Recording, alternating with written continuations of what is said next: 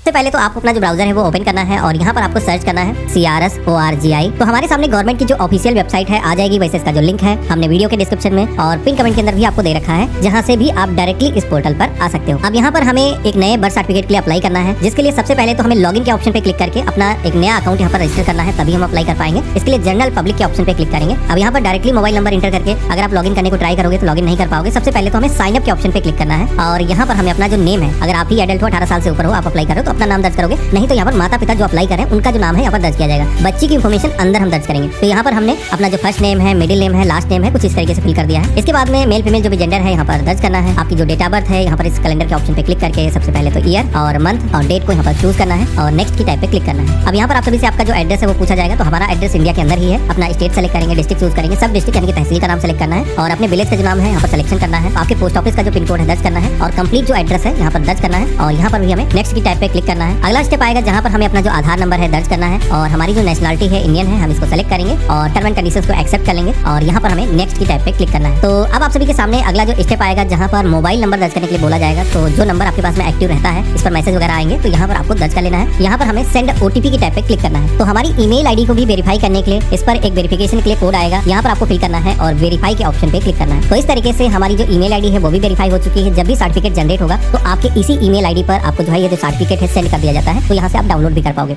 अब यहाँ पर अपना मोबाइल नंबर हम दर्ज करके कैप्चा कोड दर्ज करके लॉगिन कर लेंगे। अब लॉगिन करने के बाद में हमें बर्थ सर्टिफिकेट के लिए अप्लाई करना है या फिर डेथ सर्टिफिकेट के लिए अप्लाई करना है, तो सारे ही ऑप्शन यहाँ पर मिल जाते हैं। जैसे कि इस वीडियो के अंदर हम देखने वाले हैं कि जन्म प्रमाण पत्र के लिए ऑनलाइन कैसे अप्लाई करना है। तो इसके लिए बर्थ की जो टैब यहाँ पर दी गई है, इस मेनू के आइकन पे हम क्लिक करेंगे और रिपोर्ट बर्थ के ऑप्शन पे क्लिक करेंगे। तो हमारे सामने अब एक फॉर्म आ चुका है जहाँ पर सबसे पहले तो इस लिस्ट में से आपका जो भी स्टेट लगता है, सारे स्टेट के नाम आपको देखने को मिल जाएंगे। अपने स्टेट का जो नाम है सिलेक्शन करना है। इसके बाद में जनरल इन्फॉर्मेशन के अंदर जैसे कि आपकी जो लैंग्वेज है वो पहले से यहाँ पर सिलेक्टेड है। रीजनल लैंग्वेज जैसे कि हिंदी के अंदर हमारा सर्टिफिकेट बन रहा है, अगर आपकी रीजनल लैंग्वेज कोई दूसरी है तो आप यहाँ पर चेंज भी कर सकते हो। इसके बाद में चाइल्ड इन्फॉर्मेशन के सेक्शन में आना है। अब यहाँ पर बच्चे की जो इन्फॉर्मेशन है यहाँ पर दर्ज की जाएगी, जिसमें कि सबसे पहले तो बच्चे की जो जन्म तिथि है वो इस कैलेंडर के ऑप्शन पे क्लिक करके आपको सिलेक्शन करना है। मंथ को चूज किया है और डेट को चूज करेंगे। इसी के साथ में कंफर्म डेट ऑफ बर्थ के सेक्शन में आना है। दोबारा से अपनी जो जन्म तिथि है यहाँ पर सिलेक्शन करना है। टाइम ऑफ बर्थ के सेक्शन में आना है। यहाँ पर जन्म जिस समय पे हुआ है टाइम यहाँ पर आपको बताना है। इसी के साथ में मेल फीमेल जो भी जेंडर है बच्चे का आपको यहाँ पर सिलेक्शन करना है। इसके बाद में आप सभी से यहाँ पर आधार संख्या भी दर्ज करने के लिए मांगा जाएगा। तो अगर आपने बच्चे का जो आधार इनरोलमेंट है करा रखा है, आज की डेट में जन्म के तुरंत उपरांत ही बच्चे का जो आधार कार्ड है वो बन जाता है। अगर गवर्नमेंट हॉस्पिटल के अंदर जन्म हुआ तो वहीं पर इनरोलमेंट हो जाता है। तो अगर आपने करवा रखा है तो यहाँ पर आप बता सकते हो। अगर नहीं बना हुआ है तो बच्चे का जो आधार का सेक्शन है आप इसे छोड़ भी सकते हो। इसके बाद में अगला सेक्शन मिलता है जहाँ पर आप सभी को टिक करने के लिए यहाँ पर बोला जा रहा है कि अगर बच्चे का जो नामकरण है वो नहीं हुआ है तो फिर आपको इस ऑप्शन पे क्लिक करना है। इससे होगा ये कि नेम को दर्ज करने का जो ऑप्शन है ये यहाँ पर हट जाएगा। फिर बच्चे का जो नाम है, जैसे कि अभी नामकरण अगर नहीं कराया है आपने, तो बच्चे का जब नामकरण जब होगा तो फिर उस समय आप सभी को फिर यहाँ पर नाम को अपडेट कराना होगा। तो हम ये नहीं चाहते। हम चाहते हैं कि बच्चे का जो नाम है वो साथ ही में बर्थ सर्टिफिकेट पर आ जाए। तो इसके लिए सबसे पहले तो first name, middle name, last name, बच्चे का जो नाम है कुछ इस तरीके से अलग अलग भाग के अंदर दर्ज करना है। नेम को दर्ज सही तरीके से कैसे करना है इसका एक सीट मैंने दिखा रखा है कि किस केस में किस सेक्शन में नाम फिल किया जाएगा। यहाँ पर आप अंदाजा लगा सकते हो। एक चीज यहाँ पर बता देता हूँ कि जैसे हिंदी लैंग्वेज के अंदर नाम यहाँ पर मेरे केस में तो कन्वर्ट होकर के आ चुका है। कुछ लोगों के केस में हो सकता है कुछ नाम ऐसे होते हैं उनकी जो मात्राएं हैं सही तरीके से लग करके नहीं आती रीजनल लैंग्वेज के अंदर। तो यहाँ पर कीबोर्ड का आइकन दिख रहा है जिस पर क्लिक करके आप मैनुअली आप डिजिटल तरीके से यहाँ पर कीबोर्ड की मदद से नाम को टाइप कर सकते हो। इसके बाद में पुश करना है तो नाम यहाँ पर दोबारा से हम इंग्लिश लैंग्वेज के अंदर फिल कर देंगे। अब यहाँ पर इस तरीके से बच्चे का जो नाम की डिटेल थी और साथ में जन्म किस डेट को हुआ है वो डिटेल हम यहाँ पर दर्ज कर दी है। अब इसके बाद में बारी आती है फादर इन्फॉर्मेशन की। तो यहाँ पर बच्चे का जो पिता है उसकी जो इन्फॉर्मेशन है यहाँ पर दर्ज करना है, जिसमें कि जिस तरीके से ऊपर आपने नाम फिल किया था उसी तरीके से पिता का जो नाम है first name, middle name, last name यहाँ पर दर्ज करना है। अगर रीजनल लैंग्वेज के अंदर नेम सही तरीके से कन्वर्ट होकर के नहीं आया है तो यहाँ पर भी आप उसको एडिट कर सकते हो, सुधार सकते हो। नाम को फिल करने के साथ ही में पिता का जो मोबाइल नंबर है वो यहाँ पर दर्ज करना है और उनकी जो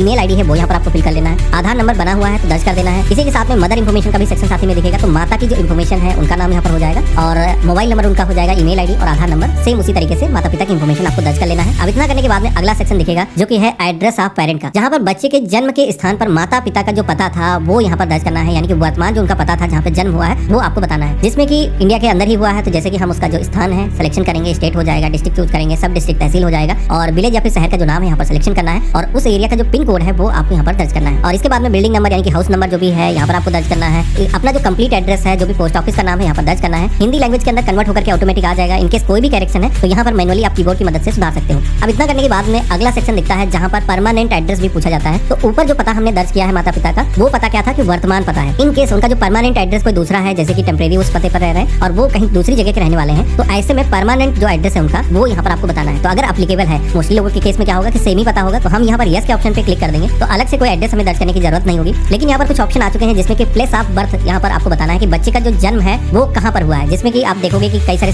ऑप्शन यहाँ पर दिखाए गए हैं। तो अगर बच्चे का जो जन्म है किसी हॉस्पिटल के अंदर हुआ है, किसी भी इंस्टीट्यूशन के अंदर हुआ है तो आपको बताना है, या फिर बच्चे का जो जन्म है घर पे हुआ है या फिर किसी अन्य स्थान पे हुआ है आपको यहाँ पर बताना है। तो जैसे कि बच्चे का जो जन्म है किसी हॉस्पिटल के अंदर हुआ है तो हम सिलेक्शन करेंगे, तो यहाँ पर उस हॉस्पिटल की जो लोकेशन है वो सिलेक्ट करने के लिए बोला जाएगा, क्योंकि गवर्नमेंट के रिकॉर्ड के अकॉर्डिंग जो रजिस्ट्रार होता है जहाँ पर भी बच्चे का जन्म होता है उसी एरिया का जो रजिस्ट्रार है वो बर्थ सर्टिफिकेट को इशू करता है। तो यहाँ पर आप सभी को डिस्ट्रिक्ट को चूज करना है, सब डिस्ट्रिक्ट जो भी उस एरिया का लगता है तहसील, यहाँ पर आपको सिलेक्शन करना है। जो उस हॉस्पिटल के एरिया का विलेज पंचायत है यहाँ पर आपको सिलेक्शन करना है। अगर आपके केस में जैसे कि घर पे हुआ तो वही अपना जो घर का लोकेशन है आप सेलेक्ट कर लोगे। इसके बाद में आप सभी के सामने रजिस्ट्रेशन यूनिट का एक ऑप्शन आएगा, जैसे कि मैंने आपको बताया था कि जो लोकेशन आपने सिलेक्शन की होगी उसके अकॉर्डिंग उस एरिया का जो भी रजिस्ट्रार होगा उस रजिस्ट्रार का जो नाम यहाँ पर सिलेक्शन करने का ऑप्शन आ जाएगा। तो यहाँ पर जैसे कि मेरा विलेज के अंदर है तो उस विलेज पंचायत के अंदर कौन कौन से ऐसे रजिस्ट्रार हैं जो कि लगते हैं यहाँ पर दिखाया जाएगा। अगर आप शहरी क्षेत्र से हो तो फिर नगर पंचायत के पास में जाएगा, तो मैंने यहाँ पर सिलेक्शन कर दिया है। इसके बाद में हॉस्पिटल अगर आपने सेलेक्ट किया है तो हॉस्पिटल जितने भी हैं गवर्नमेंट के यहाँ पर लिस्ट आपको देखने को मिल जाएगी। तो अगर किसी गवर्नमेंट हॉस्पिटल के अंदर जन्म हुआ है तो आप यहाँ पर बता सकते हो। अब इतना करने के बाद में आप सभी को सेव ड्राफ्ट के ऑप्शन पे क्लिक करके जो भी अभी तक डेटा आपने सेव किया है इसको सुरक्षित कर लेना है। अब सेव करने के बाद में आप नेक्स्ट की टैब पे क्लिक करोगे। अब जैसे हमने नेक्स्ट के ऑप्शन पे क्लिक किया है तो हमारे सामने अगला स्टेप आता है जहाँ पर कुछ एडिशनल इन्फॉर्मेशन मांगी जाती है, जिसमें कि यहाँ पर सबसे पहले तो पूछा जाता है कि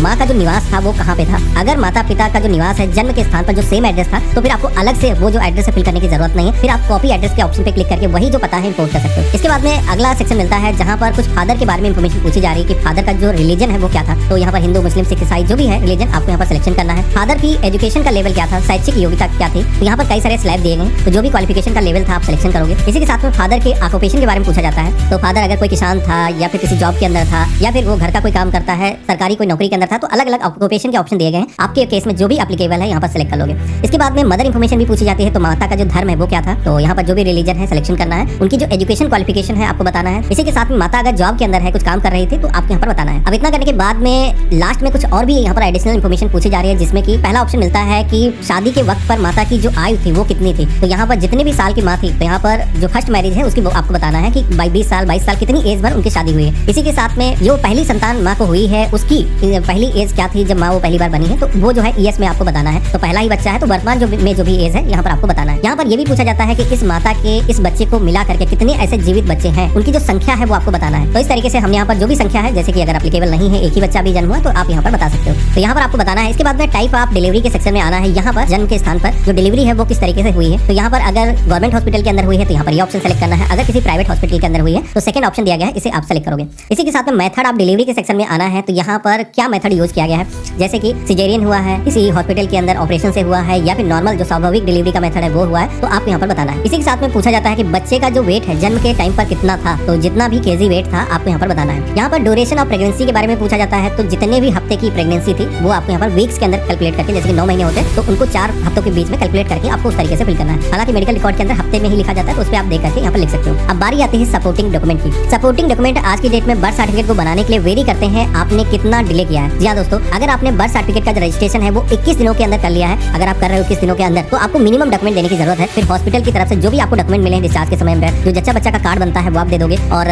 इसके बाद में आपका जो सर्टिफिकेट है वो बन जाएगा। लेकिन अगर आपने बर्थ सर्टिफिकेट को बनाते समय डिले किया है, आपने 1 साल 2 साल या फिर 5 साल 10 साल डिले कर दिया है, तो ऐसे में बर्थ सर्टिफिकेट को बनाने के लिए कुछ डॉक्यूमेंट की जरूरत पड़ती है, जिसमें कि सबसे पहले एसडीएम का जो ऑर्डर है वो आपको बनवाने की जरूरत होती है। एसडीएम का ऑर्डर क्या होता है, तो बेसिकली आप अपने तहसील में जाओगे जहाँ पर रजिस्ट्री वगैरह होती है, तो वहाँ पर जो वकील बैठते हैं उनसे आपको संपर्क करना है कि हमें एक एसडीएम का ऑर्डर जनरेट कराना है बर्थ सर्टिफिकेट को बनवाने के लिए। तो वहाँ पर बेसिकली 10 रुपए के स्टाम्प पेपर पर एक डिक्लेरेशन लिखेंगे कि हाँ बर्थ सर्टिफिकेट का जो रजिस्ट्रेशन है इन्होंने डिले किया है, अब ये जो बर्थ सर्टिफिकेट है बनाना चाहते हैं, एक एप्लीकेशन लिखा जाएगा जो कि एसडीएम के ऑफिस में सबमिट होगा। उसके बाद में एसडीएम एक ऑर्डर जनरेट करके देगा, वो जो ऑर्डर की कॉपी है यहाँ पर अपलोड करना है। लेकिन एसडीएम के ऑर्डर की जरूरत तभी पड़ेगी अगर आपने डिले किया है। अगर आप डिले ज्यादा दिनों करते हो तो फिर आपको कुछ फीस भी पेमेंट करनी पड़ती है, जो कि आगे पेज पर आपको दिखेगी। वेरी करता है कितने दिनों आपने डिले किया है। तो जैसे कि मेरे केस में ये जो रजिस्ट्रेशन हम कर रहे हैं इन्होंने डिले किया है, ये जो बर्थ का रजिस्ट्रेशन है काफी लेट में कर रहे हैं, उसकी वजह से आप देखोगे कि डिस्ट्रिक्ट सब डिवीजन या फिर एग्जीक्यूटिव मजिस्ट्रेट ऑर्डर जो है यहाँ पर मांगा जा रहा है। तो एसडीएम का जो ऑर्डर है वो यहाँ पर आपको अपलोड करना होगा। यहाँ पर अपलोड करने के लिए ब्राउज के ऑप्शन पे क्लिक करके सेलेक्ट कर लेना है। इसी के साथ में यहाँ पर अगला डॉक्यूमेंट मांगा जा रहा है, जो कि बच्चे का जो जन्म है उसका प्रूफ, यानी कि हॉस्पिटल से अगर बच्चा डिस्चार्ज हुआ है जब, तो उस समय जो लेटर जारी किए जाते हैं, डिस्चार्ज लेटर जो बनाया जाता है वो आपको यहाँ पर अपलोड करना है। इसी के साथ में एडिशनल डॉक्यूमेंट के सेक्शन में आना है, जहाँ पर फिजिकल रिपोर्टिंग फॉर्म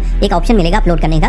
तो ये जो रिपोर्टिंग फॉर्म है हॉस्पिटल की तरफ से बना के वैसे खुद ही दिया जाता है, लेकिन कुछ हॉस्पिटल ऐसे हैं जो प्राइवेट हॉस्पिटल है जहाँ पर ये रिपोर्टिंग फॉर्म खुद से नहीं बना के दिया जाता है, तो इसको आपको बेसिकली उनसे भरवाना है, जिसमें कि जच्चा बच्चा की जो इन्फॉर्मेशन है वही रहती है। और ये जो फॉर्म है भरने के बाद में यहाँ पर आपको अपलोड करना है। एड मोर के ऑप्शन पे क्लिक करके कोई ना कोई एक डॉक्यूमेंट आपको अपलोड कर लेना है, और बस आपको सेव ड्राफ्ट के ऑप्शन पे क्लिक करके नेक्स्ट की टैब पे क्लिक करना है। अगले पेज पर आप सभी के सामने एक समरी पेज आ जाएगा कि अभी तक फॉर्म के अंदर जो भी इन्फॉर्मेशन आपने दर्ज करी है वो इन्फॉर्मेशन यहाँ पर दिखाई जाएगी, जिसका आपको मिलान कर लेना है। कोई इन्फॉर्मेशन ऐसी है जो गलत दर्ज हो गई है, खास करके ये मिलाना है कि डेट ऑफ बर्थ बच्चे की वो सही होनी चाहिए, उसका नाम सही होना चाहिए, मम्मी पापा का जो नाम है वो सही होना चाहिए। ये चीजें अगर गलत हो जाती है तो बाद में चेंज कराने के लिए भी आपको काफी मशक्कत करनी पड़ती है। तो तो यहाँ पर अब मेरे केस में सारी चीजें सही लग रही हैं। हम यहाँ पर नेक्स्ट की टैब पे क्लिक करेंगे। अब जैसे हमने नेक्स्ट के ऑप्शन पे क्लिक किया है तो अब यहाँ पर आप सभी को प्रमाण पत्र किस लैंग्वेज में चाहिए सेलेक्ट करने का ऑप्शन आएगा। तो इंग्लिश वाला जो ऑप्शन है इसे सेलेक्ट करना है। यहाँ पर आपको फीस का पेमेंट करने का ऑप्शन आएगा। मेक पेमेंट के ऑप्शन पे क्लिक करेंगे। अब ये पेमेंट आप यूपीआई के जरिए कर सकते हो, डेबिट कार्ड, क्रेडिट कार्ड के माध्यम से कर सकते हो। आफ्टर पेमेंट आप सभी के सामने सक्सेस का मैसेज कुछ इस तरीके का आएगा, जहाँ पर हमने ये जो फीस है ऑनलाइन सफलतापूर्वक पेमेंट कर दी है। इसकी जो पावती स्लिप है वो हमें दी गई है, जो कि हम चाहे यहाँ पर डाउनलोड करके अपने पास में सुरक्षित करके रख सकते हैं। बर्थ सर्टिफिकेट को बनाने का जो प्रोसेस है वो मेरी तरफ से पूरी तरीके से कंप्लीट हो चुका है। कभी भी आप दोबारा से इस पोर्टल पर आओगे तो जो एप्लीकेशन का रेफरेंस नंबर है यहाँ पर देखने को मिल जाएगा, जिसको आप इस पोर्टल के अंदर लॉगिन करके कभी भी ट्रैक कर सकते हो। बाकी बर्थ सर्टिफिकेट जैसे ही आपका जनरेट होगा तो यहीं पर आपको डाउनलोड करने का ऑप्शन मिल जाएगा। बाकी आपको जो ईमेल आईडी आपने दर्ज किया था उस ईमेल आईडी पर भी इसकी जो कॉपी है वो सेंड कर दी जाती है, जहाँ से भी आप अपना जो बर्थ सर्टिफिकेट है डाउनलोड कर सकते हो। जैसे कि मेरे केस में आप देखोगे कि हमने इससे पहले अप्लाई किया था, तो यहाँ पर हमारा जो बर्थ सर्टिफिकेट है वो जनरेट होकर के हमारे ईमेल पर आ चुका है। हम इसे चाहे तो प्रिंट करके कहीं पर भी जरूरत है तो लगा सकते हैं।